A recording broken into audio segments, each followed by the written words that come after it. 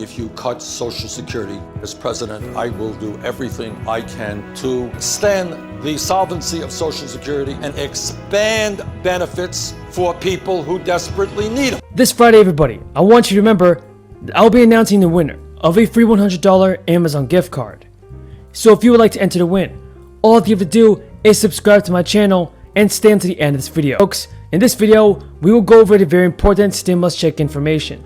So you want to be sure to stay until the end of the video. So more than 7.5 million jobless Americans are now struggling to pay their bills and have lost their extended unemployment assistance, marking the largest cutoff of unemployment benefits in the history of the United States. Now, the end of federal benefits is going to affect gig workers, caregivers, and independent contractors who normally are not eligible to apply for unemployment. And the move comes, folks, as many states bow the expiration of the eviction moratorium across the country. Folks, are you in support of this? Do you believe that the federal benefits should have been extended? Tell me in the comments below. Absolutely convinced that if we have the courage and the determination to stand together in the fight for justice, and that is economic justice, social justice. So with an ongoing labor shortage in the United States, experts said it is unlikely the federal government will extend benefits again, leaving low-income Americans scrambling for solutions. Expanded unemployment benefits have been a lifeline for millions of people. They have helped families to keep food on the table, kids out of poverty, and rent paid. It seems almost inevitable that losing these benefits is going to make life a lot harder for a lot of people in America. I personally believe, folks, that President Biden should increase the Social Security benefits and also send out the fourth stimulus check. We have to realize there are still many people in this country in need of financial assistance. First, your colleague, Joe Manchin, just explicitly told me repeatedly he will not support your $3.5 trillion reconciliation bill. He wants to see something more in the ballpark of $1.5 trillion. Is that acceptable to you? No, it is absolutely not acceptable to me. I don't think it's acceptable to the president, to the American people, or to the overwhelming majority of the people in the Democratic caucus. Look, let me begin with this. What do you make about this Manchin strategic pause? Well, it's a whole lot better than rushing headlong into this disastrous bill, and it would give a chance for the American people to get some sense of what's actually in this bill. It's been wildly mischaracterized as an anti-poverty bill. As you know, it's really a series of entitlements for the middle class, which the middle class will pay with higher taxes. It's a terrible idea. And, you know, the more people learn about it, the less they're going to like it. So folks, all the unemployment benefits ended on Labor Day, and many unemployed Americans have seen their benefits cut by $300 a week. And since the onset of the crisis, the federal government has delivered more than $800 billion in unemployment benefits. Unemployment checks, originally $600 and then lowered to $300, were enacted last year under the CARES Act by the former president. For the first time, everybody, independent contractors and gig workers who had lost income due to the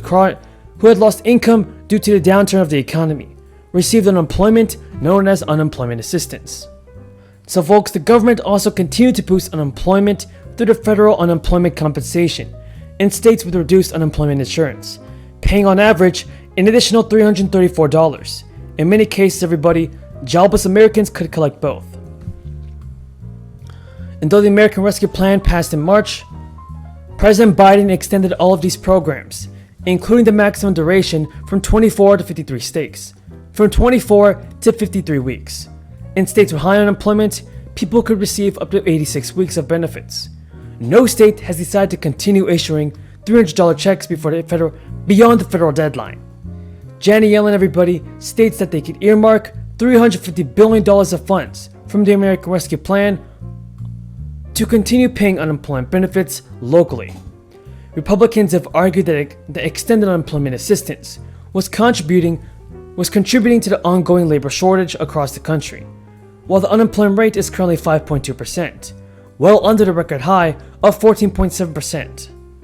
The U.S. Department of Labor reported the economy added a disappointing 235,000 jobs in August, well under the 750,000 jobs economists had predicted and the White House expected.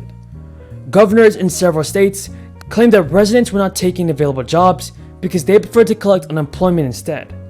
The federal minimum wage has remained at $7.25, which is about $314 a week, a few dollars over what jobless Americans were collecting. So ending unemployment benefits early could have cost local state economies up to $12.3 billion, according to the U.S. Congress committee. And some states have launched programs using the funds from the American Rescue Plan to incentivize people for taking a job. Arizona set aside $300 million of federal funds to offer a one-time $2,000 bonus for people who rejoin the workforce with a full-time job. Those who go back to work part-time receive a $1,000 one-time stipend. Workers must also make less than $25 an hour or the equivalent salary of $52,000 a year. Arizona Governor Doug Ducey's office also announced the state would cover up to 3 months of child care for returning workers. And while unemployment has ended, regular unemployment is still available. Each state sets its own guidelines on how it issues unemployment insurance. In many cases, unemployment is available to salaried workers that lose their jobs through no fault of their own. Applicants must meet work and wage requirements, and there is a limit for how many weeks can be claimed.